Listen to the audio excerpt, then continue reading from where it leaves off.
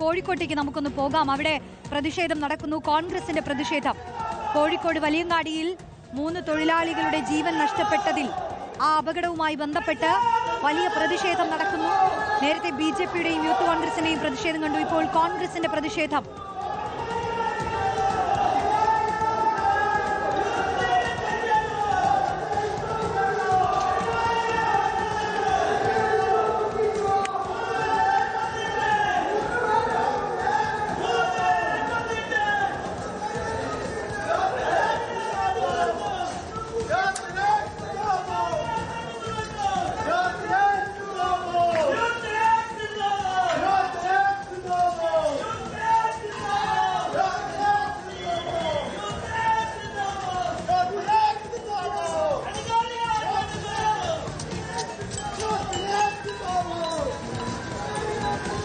അഭിജിത്ത് ചേരുന്നു. അഭിജിത്ത്, മാരത്തൺ പ്രതിഷേധം നടക്കുന്നു.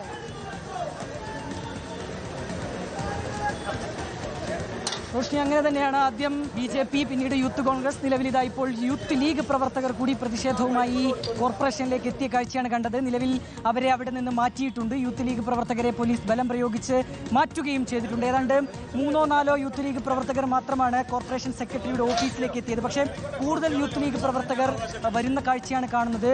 യൂത്ത് ലീഗ് പ്രവർത്തകർ കൂടുതൽ പേർ കോർപ്പറേഷനകത്തേക്ക് എത്തുന്നു. ജിഷാൻ ഉൾപ്പെടെയുള്ള ജില്ലയിലെ യൂത്ത് ലീഗ് പ്രവർത്തകരാണ്, യൂത്ത് ലീഗ് നേതാക്കളാണ് ഇപ്പോൾ കോർപ്പറേഷനകത്തേക്ക് എത്തിയത്. നേരത്തെ അവർ ഈ സെക്രട്ടറിയുടെ റൂമിന് മുന്നിൽ, മുറിയുടെ മുന്നിൽ, ഓഫീസിന് മുന്നിൽ അവർ അതിനകത്തേക്ക് കയറാനുള്ളൊരു ശ്രമം നടത്തിയിരുന്നു. പക്ഷേ പ്രവർത്തകർ ഇടപെട്ട് ആ ശ്രമം, പോലീസ് ഇടപെട്ട് ആ ശ്രമം പരാജയപ്പെടുത്തുന്ന കാഴ്ചയാണ് കണ്ടത്. പിന്നീട് ബലം പ്രയോഗിച്ച് ഈ പ്രവർത്തകരെ അവിടെ നിന്ന് പോലീസ് നീക്കുകയും ചെയ്തു. ഏതായാലും വലിയൊരു സംഘർഷത്തിലേക്ക് കാര്യങ്ങൾ എത്തിയില്ല. അതിനു മുൻപ് തന്നെ പ്രവർത്തകരെ പോലീസ് അവിടെ നിന്ന് നീക്കിയിരുന്നു. എന്നാൽ അതിനു മുൻപ് യൂത്ത് കോൺഗ്രസിന്റെയും BJP-യുടെയും പ്രതിഷേധം അത് വലിയ ഒരു സംഘർഷത്തിലേക്ക് കടക്കുന്ന കാഴ്ചയാണ് കണ്ടത്. ശക്തമായ ഒരു പ്രതിഷേധം തന്നെ പ്രവർത്തകരുടെ ഭാഗത്തുണ്ടായിരുന്നു. BJP പ്രവർത്തകർ ഈ കോർപ്പറേഷനകത്തേക്ക് ഇരച്ചു കയറാൻ ശ്രമിക്കുകയും കൗൺസിലർമാർ ഉൾപ്പെടെയുള്ളവർ അകത്തേക്ക് കടക്കുകയും മേയറുടെ ചേംബറിൽ വെച്ച് പ്രതിഷേധ പ്രകടനം നടത്തുകയും ചെയ്യുന്ന കാഴ്ച നമ്മൾ കണ്ടു. അതിന് പിന്നാലെയാണ് യൂത്ത് കോൺഗ്രസ് പ്രവർത്തകർ സെക്രട്ടറിയുടെ മുറിക്കകത്തേക്ക് എത്തിയത്.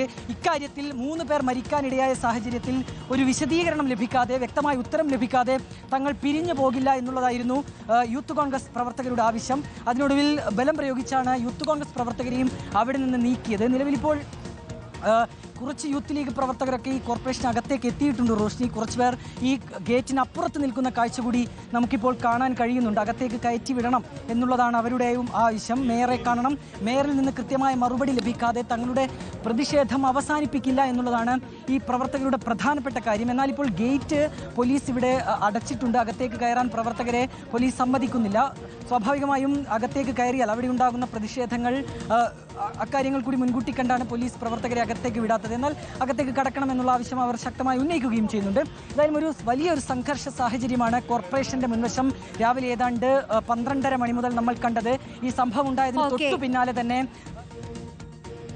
ശരി, പ്രതിഷേധങ്ങൾ തുടരുകയാണ്. വലിയങ്ങാടിയിൽ ഉണ്ടായ വലിയ അപകടം, അതിന്റെ ആഘാതം ഒരു വശത്ത്.